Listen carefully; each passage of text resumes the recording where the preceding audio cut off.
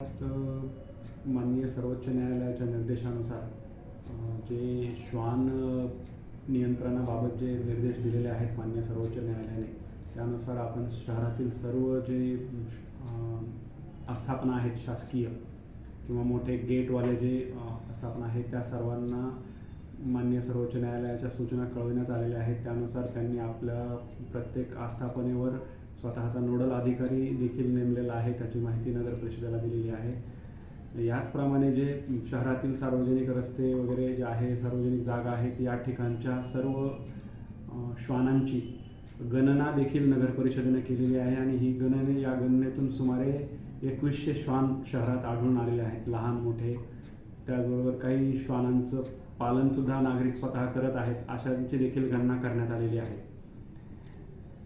अशी गणना करणारी चोपडा ही पहिलीच नगर परिषद असावी.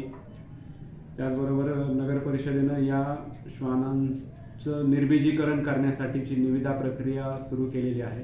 ही निविदा प्रक्रिया पूर्ण होताच या श्वानांचं निर्बीजीकरण करण्यात येईल.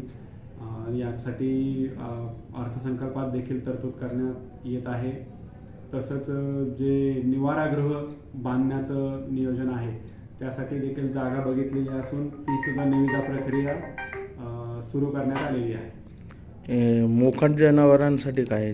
मोकाट जनावरांसाठी जो नगर परिषदेचा जो कोंडवाडा आहे तो त्याची जी किरकोळ दुरुस्ती वगैरे आहे ती देखील करण्याचा प्रक्रिया सुरू करण्यात आलेली आहे. पुढच्या काही दिवसातच आपला कोंडवाडा हे होईल आणि नागरिकांना देखील, शहरातील नागरिकांना आवाहन करण्यात येत आहे की त्यांची जर स्वतःची आपली मोकाट जनावरे असतील रस्त्यावर ती त्यांनी स्वतःहून काढून घ्यावीत आणि जर असं काही केलं नाही तर नगर परिषदेमार्फत त्यांच्यावर जबर दंडाची कारवाई करण्यात येईल. ओके.